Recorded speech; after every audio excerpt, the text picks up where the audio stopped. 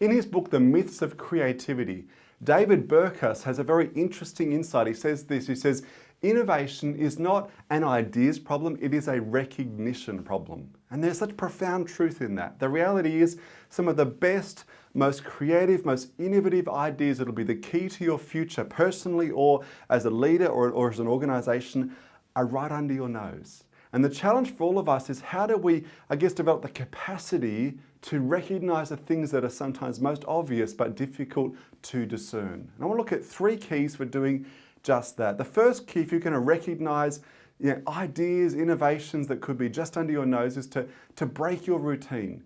Shift up the things you do on a daily basis. So the challenge for all of us is we so easily fall into the autopilot trap.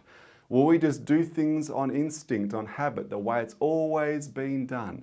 Now, how could you break your routine so that you suddenly start to see things in a different way, to shift yourself out of that autopilot mode?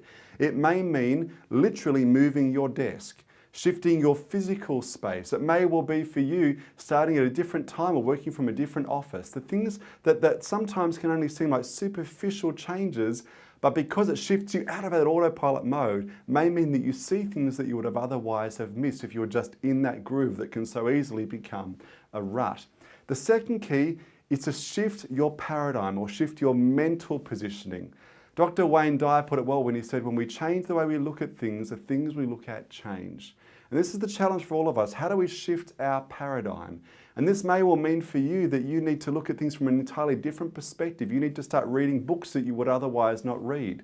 Hang around people you would not normally hang around. People from very different industries to your own who will offer a paradigm that will challenge the assumptions you would otherwise normally have.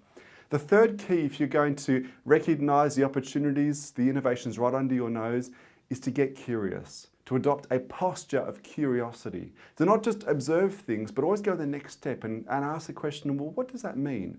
What if we? How could we? Imagine if, asking the questions of what you observe on a daily basis and thinking, how could we take that the next step and actually apply it? What is the difference that would make?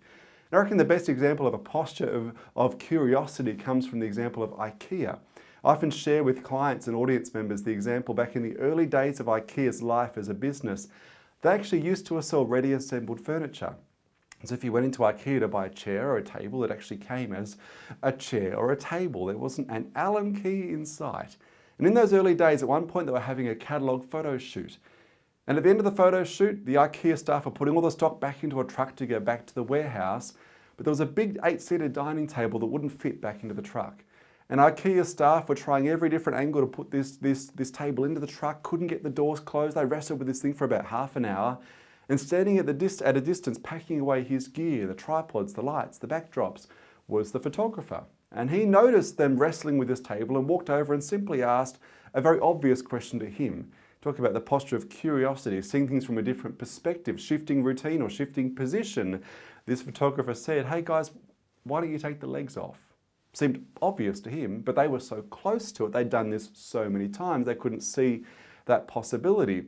And so they took the legs off the table, in it went, doors closed, they drove the truck back to the warehouse, and they were joking about the experience back at IKEA HQ, and one of the executives overheard the conversation. Now this is where the posture of curiosity plays out. Because he overheard the conversation and the seed of a thought was, well, what if we actually shipped all of our furniture disassembled and the customer put it together themselves? Now that question that he asked himself became the seed of an idea that became the basis of IKEA's entire flat pack business model, the secret to IKEA's global success.